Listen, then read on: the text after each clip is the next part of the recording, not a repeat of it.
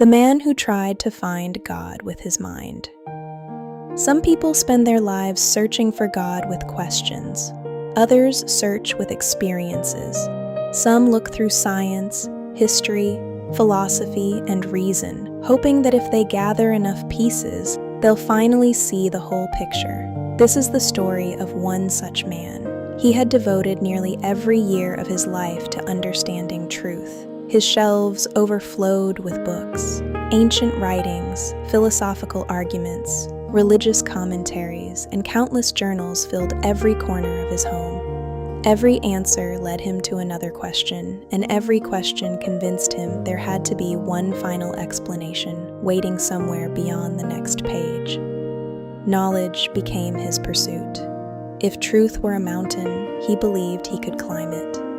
If God wished to be found, surely enough study would eventually uncover him. Yet, despite everything he learned, something within him remained strangely empty. His mind grew fuller, his heart did not. Every evening he closed another book, convinced he had moved one step closer to understanding God. Yet every morning he woke with the same quiet feeling that he was still standing outside the door.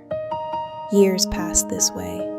One autumn morning, while wandering through a valley, he noticed an old shepherd sitting beside a slow-moving river. The shepherd wasn't reading, he wasn't searching.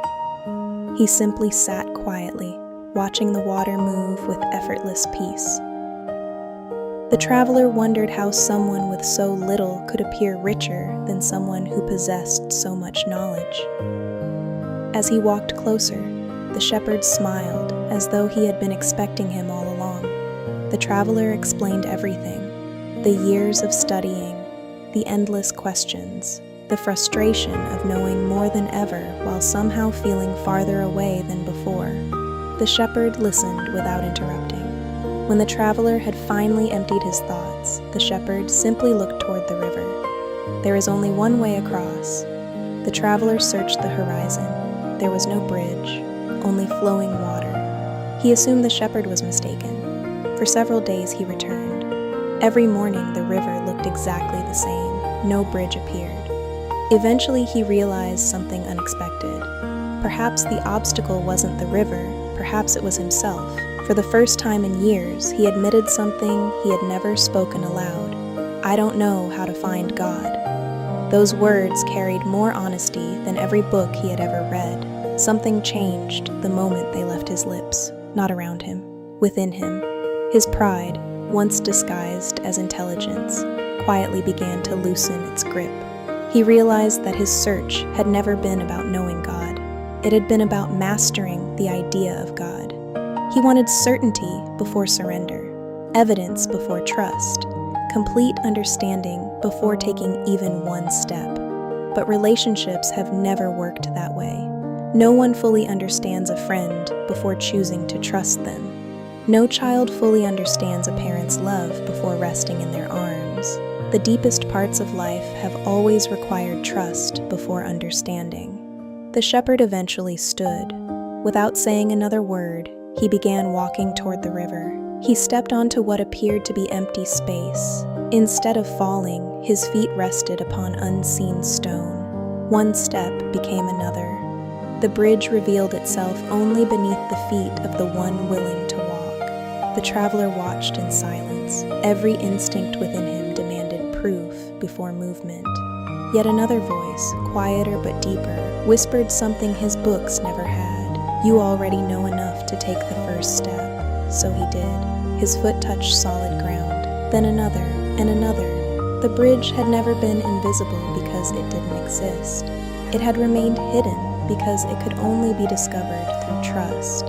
As he crossed, nothing extraordinary happened to the world around him. The river still flowed. The wind still moved through the trees. The sky remained the same. The miracle wasn't outside of him. It was inside him. Fear slowly became peace. Control became surrender. Curiosity became relationship. For years, he believed revelation was something earned through intelligence. Now he understood that revelation was received through humility. He discovered that faith wasn't abandoning reason. Faith was allowing reason to reach its limit and trusting the one who stood beyond it. The farther he walked, the lighter he became. Questions no longer frightened him. He realized God had never asked him to know everything, only to trust the one who does. Years later, people traveled from distant places, seeking wisdom from the man who had once spent his life searching. Many expected complicated answers. Instead, they found remarkable simplicity. He welcomed every question. He encouraged learning. He valued wisdom. But before answering anything, he always reminded them of one truth. The longest journey isn't from earth to heaven. It's from the mind to the heart. And those who understood the truth often found themselves closer to God than they had ever imagined. The meaning. This story reflects what Section 5 of Dei Verbum teaches, that divine revelation is received through faith. We cannot force our way to God through intellect alone. Our minds are gifts from God, and He invites us to use them. But there comes a point where knowledge reaches its boundary. Beyond that boundary is trust. Faith is not unbelief or the rejection of reason. It is the free response of the heart to God's invitation.